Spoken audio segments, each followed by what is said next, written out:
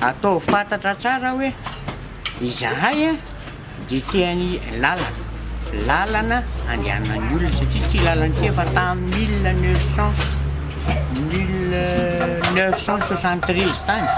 Faly miarabantsika rehetra indray mbola tsara karakory basy manahoana salama akory ale salama vantegna akory lahale akory ge akory li akory koa akory rehiragnitsy akory izy io raha ny zavatra ho zaraintsika androany moa dia ny mahakasiky ny tsy fanajana ny olo-pirenena ny fiarahamonina indray no bosibositsika fakafakatsika ho zaraintsika eto izay maneho ny hevitra zareo ary nanamafy ihany koa manko ny mpanolontsaina ny be ny tanàna toavin-dralambo mahay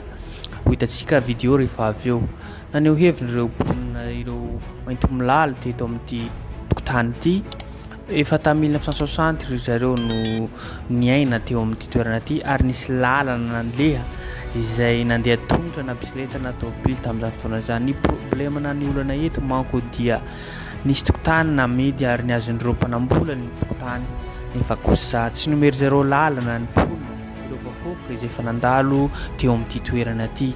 Koa miangavy zareo mangataka mba hojerena akaiky ty olona izay manjady amin'izareo ty satria tampona ny lalana tsisy ivoahana ny olona ziska mivavahady ziska mirehetrarehetra tsisy izay andehana zareo nefa tokony anatin'ny lalàna tokony mba misy atao hoe servitude de passage na droit de passage ny vahoaka izay natokana ho ivezivezy ny mponina na ny vahoaka madinika na ny vahoaka ngeza hoe tsy maintsy mivezivezy eo amin'ny toerana io koa niangavy zareo mba hasina lalana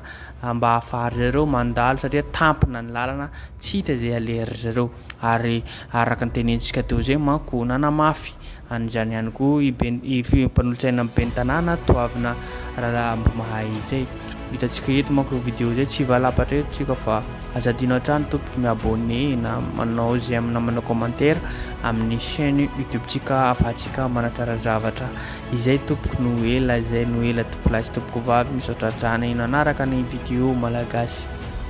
Lalan'olatra amin'izay no teto amin'ity tany mifefity saingy nisy nividy ka nofefeny tsy azo alentsony vokany lasa midy ao anaty tamboho ireo tokantrano sasany satria tsy misy lalana ivoahana sy idirana. Anisan'izany ity tokantrano iray izay voafefy hatreo amin'ny vavahady ka tsy afaka mivoaka sy miditra intsony ireo olona ao anatiny. Ankoatra izany dia tokantrano maro ihany koa ny mifamezivezy mampiasa ny lalana izay tsy afaka manoatra intsony. Zany efa ela be mihitsy tamin'ny 67 mipetraka teto izay izaho zao zangamba ny zokony indrindra efa ela be teto daholo fa io zany a lalana io zany ny tena marina fasany io a dia efa nisy nanala dia namidy a tamin'ny tsy haiko ONG io a dia izay zany mba nangataka hoe mba asio lalana rangahy eto fa tena zaho miampy an'izao tamin'ny 2 taona nanapahana ny tonga dia io zany mba zaho mitady an'ilay olona fa tsy mety hita gaga avy bibenina no nandravarava an'ilay lalana dia nanamboatra ny zavatra io dia niteneniny tsy hita mihitsy raha matoa ty moa conseiller an'ilay lalana dia tsy hita mihitsy izy tsy mety mandray telefona nefa efa azo ny telefona dia noho izay zavatra zay a dia faly zay a tonga nareo atao fantatra tsara hoe izahay a dia tiany lalana andehanan'ny olona satria ty lalana ty efa tamin'ny 1963 tany io lalana io lavany Mandseza, manambola ohatr'izany a ity daholo ny lalana Ambohipo ity daholo ny lalana raha misy namanareo a avy any Ambohipo ity raha hoe amin'ny enina sasany zany ianao mandeha amin'ity fa ohatran'ireny ny any an-tsena ireny. Niezaka ny fampiraharaha tamin'ilay olona nividiny tany ihany ireo mponina raha ny fanazavana saingy tsy nanakatra amin'ny farany ny anome lalana ho an'ireo mponina ilay olona nividiny tany. Etsy-ankilany dia nilaza ho tsy nafantatra ny zava-nisy ireo tompona andraikitra eo anivon'ny boriboritany raha ny fanazavana.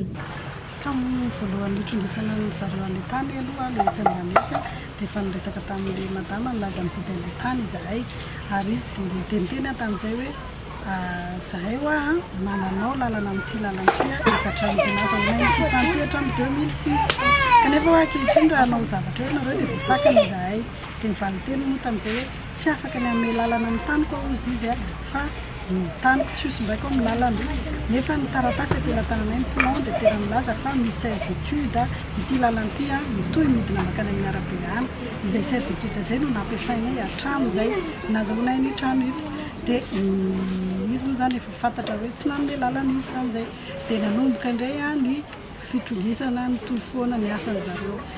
taorianan'izay nefa nahazo assignation amin'ilay avitany zareo a dia tonga miazakazaka anorina tamboho manoloana ny vavalinay izay fieritreretanay azy dia hoe anakana anay tsy mivoaka ilay lalana intsony dia io hitanareo maso io zany hoe tsy ho tafavoaka intsony zany izahay a raha ohatra ka anaminy fieritreretana. Nilaza itoavina Lambomay mpanolontsaina eo anivon'ny commune Antananarivo renivohitra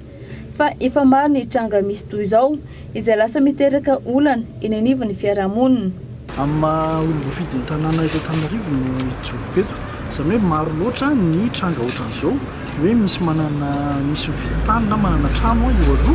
dia avy dia hity daholo ny tanàna ao aoriana. Ny lalàna dia milaza hoe tokony manome lalana foana na servitude de passage ivoan'ny le olona na tongotra na amin'ny tomobile. Raha misy zany servitude de passage taloha ka lala-tongotra le izy nefa misy tomobile afaka mifamezivezy teo foana dia tokony manome lalana tomobile ihany le tokony vaovao na le trano ty aloha. Misy jurisprudence mihitsy mikasika an'izany efa navoakan'ny tribunal hoe ny servitude de passage teo a misy lalana tomobile dia lasa le lalana tomobile no servitude de passage. Ny tena koa tsy hoe miarotolo ampahany anankiray fa rehefa niresaka tamin'ny rototo hoe ahoana fomba hifanarahana nefa moa zao ny zavatra mitranga. Efa nisy ny fitaraina ataon'ireo mponina eny amin'ny commune Antananarivo renivohitra hoy izy ireo 5 mbola tsy nisy ny valiny hatreto. Araka izany dia tsy maintsy nampiakatra ny raharaha eny anivon'ny fitsarana. Araka izany dia tsy maintsy nampiakatra ny raharaha eny anivon'ny fitsarana izy ireo raha ny fanazavana.